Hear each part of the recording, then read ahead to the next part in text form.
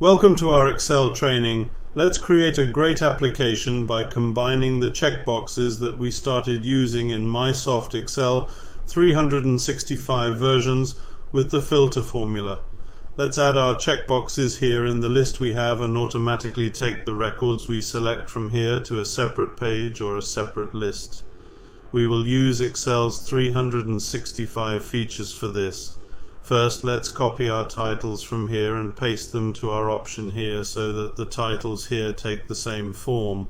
Then we select here to add the checkboxes that we started using in 365 and add our checkboxes by using the checkbox option in the Insert menu.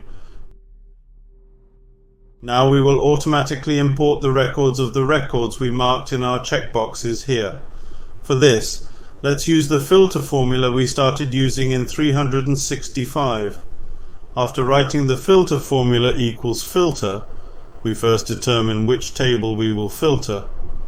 Look like this, we will do a filter here. Use either a semicolon or a comma, whichever is written here.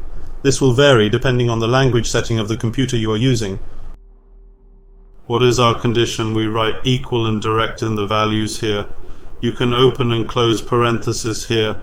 Then when you close the parenthesis again and press enter, see that the values here will automatically come here or will automatically be removed from here.